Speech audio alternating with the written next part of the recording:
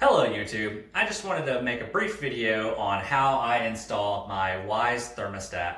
Uh, Feel free to look at my other video about the actual product review, but this is just kind of how I installed the Wyze thermostat. It looked a little difficult at first, but when you just take it step by step, it's pretty easy. I will say that the Wyze app has a very good step-by-step tutorial on things you need to know about the specific wires. So this is the Wyze Smart Thermostat. I did purchase it with my own money, and I just will take it off and just kind of show you what I did. Yep.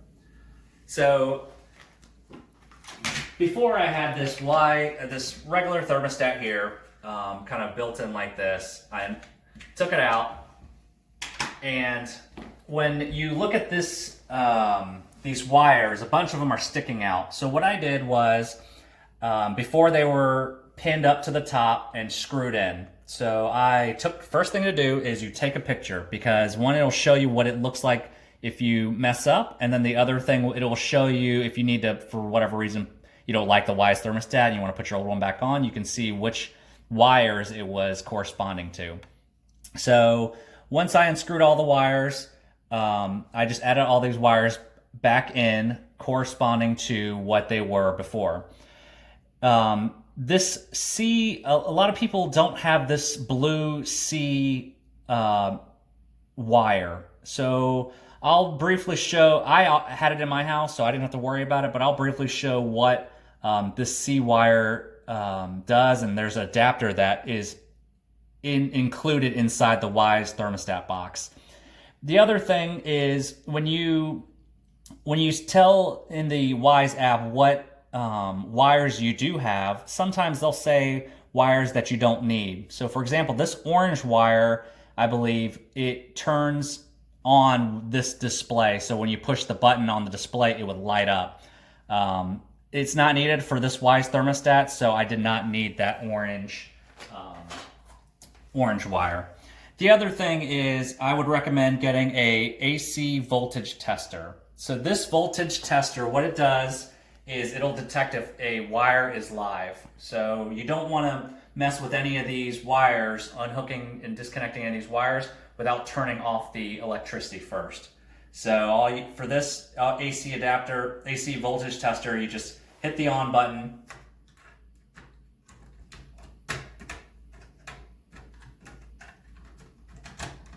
See, and then it'll show you if anything is live. So right now,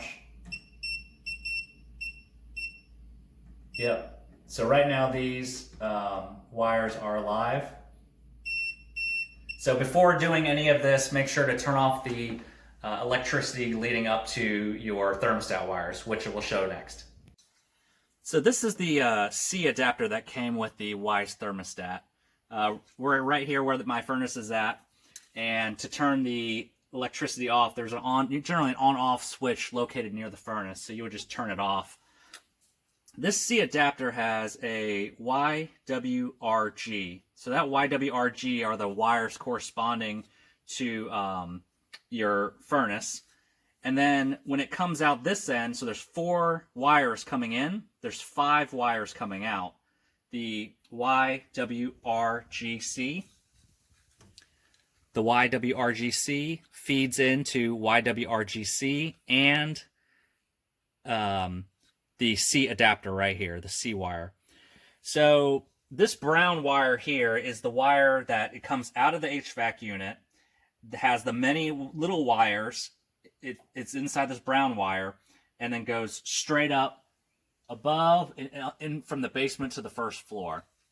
So this is kind of where you would need to use this C adapter and splice it in.